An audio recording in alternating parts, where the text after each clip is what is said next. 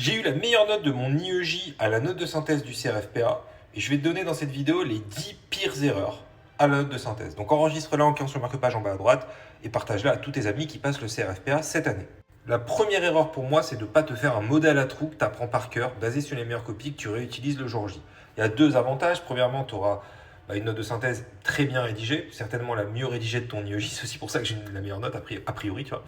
Et aussi, ça va te faire gagner beaucoup de temps. Il ne faut pas oublier que la note de synthèse est une épreuve de temps. D'ailleurs, je t'ai mis mon modèle, vous me l'avez demandé, je l'ai mis sur mon site, il est ici. Voilà. Voilà, c'est sur mon site. Ça me prenait un peu de temps parce que j'ai dû rajouter des explications et tout, mais il est sur mon site. Ensuite, ça c'est la première erreur. Deuxième erreur, pas faire une copie propre. En note de synthèse, c'est vraiment une question de forme. Donc essaye de faire une copie propre comme celle-ci. Tu vois, une copie nickel. Troisième erreur, les plans. Ah putain, les plans c'est essentiel en note de synthèse. Il y a plein de plans qu'on vous donne, des principes exceptions, des avantages, inconvénients, des trucs comme...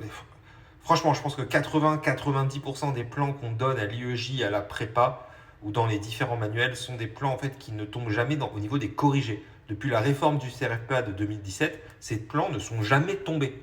Donc à quoi ça sert de les bosser? Moi, je te conseille vraiment d'analyser les annales depuis 2017. Tu vas voir qu'il n'y a que 3 plans types. Enfin, il y en a plus, mais il y a 3 catégories de plans types qui tombent. Voilà. Donc analyse les annales et dans ta besace de plans types, mets uniquement des plans qui sont vraiment tombés le jour J. D'ailleurs, je te les ai mis ici aussi. Voilà, vous me l'avez demandé, j'ai mis les 3 plans types et comment les identifier rapidement, c'est important. Voilà, toujours sur mon site. Donc ça, c'est la troisième erreur, on va dire. Quatrième erreur en note de synthèse, pas gérer son temps et faire un 2B qui est vraiment bâclé. Tu vois, un 2B beaucoup trop court.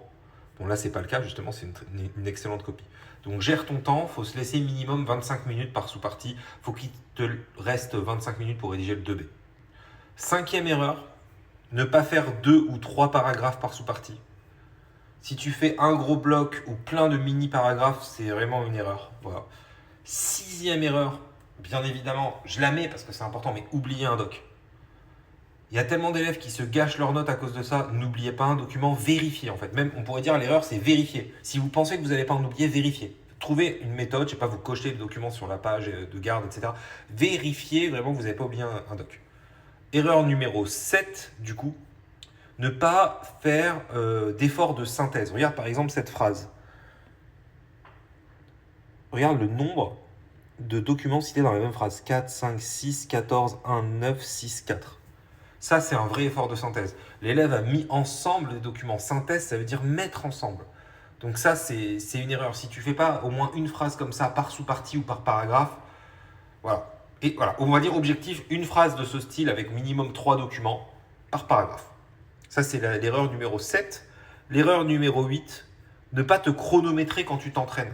Chronomètre-toi au niveau de la lecture des documents, de combien de temps tu mets pour faire ton plan, combien de temps tu mets pour rédiger ton introduction, tes sous-parties. Il faut que tu chronomètres tout pour voir là où tu perds du temps. Voilà, ça, c'est important. Pour pouvoir travailler, en fait, tu ne peux pas à chaque fois, à chaque entraînement, te taper 5 heures de notes de synthèse. Donc, si tu vois que tu es lent en rédaction, fais que de la rédaction. Tu pourras faire 1 heure de rédaction au lieu d'à chaque fois recommencer 5 heures de notes de synthèse. Donc, cible au maximum. Erreur numéro 8, ne pas faire des titres au format action, sujet, complément. C'est-à-dire que les titres doivent commencer par une action. L'évaluation, par exemple. Tu vois. Ça, je l'explique, il me semble, dans ma méthodo. Voilà. Là, c'est une vidéo, on est déjà à 4 minutes, c'est une vidéo TikTok, mais ça doit commencer par une action. Tes titres doivent être démonstratifs et argumentatifs, surtout démonstratifs. Si tu mets juste l'état de vulnérabilité, tu vois, c'est neutre, c'est totalement descriptif, c'est un titre de manuel. Si tu mets l'évaluation, il se passe quelque chose avec cet état de vulnérabilité, donc on est sur un titre avec une action, c'est démonstratif. Erreur numéro 9 pour moi, c'est ne pas s'entraîner sur les vrais sujets qui sont tombés le jour J. Il y a des élèves qui s'entraînent sur les sujets de prépa, les sujets d'IEJ, ils n'ont jamais fait les vrais sujets. Là, tu as 8 sujets de 2017 à 2025. Il faut t'entraîner sur les vrais sujets. Les dossiers ne sont pas les mêmes, il y a beaucoup moins de décisions de justice, ils sont moins longs en général. Les plans types, justement, ne sont pas du tout les mêmes. Les plans ne sont pas les mêmes que ceux qu'on te donne dans les sujets de prépa ou d'IEJ. Entraîne-toi sur les vrais sujets. Une fois que tu les auras finis, passe peut-être à d'autres sujets si tu veux, mais entraîne-toi au moins sur les 8 sujets qui sont déjà tombés. En plus, tu verras une évolution au fur et à mesure du temps, que j'explique dans ma méthodologie des plans types sur mon site. La dernière erreur, pour moi c'est la principale, c'est de ne pas viser un 15 ou un 16 ou un 17 ou un 18 en note de synthèse. D'y aller en se disant je vais viser la moyenne. c'est le plus gros coef, le coef 3. Si tu as un 15 en note de synthèse coef 3, ça te fait 15 points d'avance. 15 points d'avance. Ok, 15 divisé par 2, ça fait 7,5. Ça veut dire que tu peux avoir 2,5 en droit des obligations si tu as 10 en procédure et en option. Je répète, 15 en note de synthèse, 2,5 en obligation, 10 en procédure, 10 en option, ça passe. C'est la magie du coef 3. Ok, 50% de plus que droit des obligations ou les deux autres.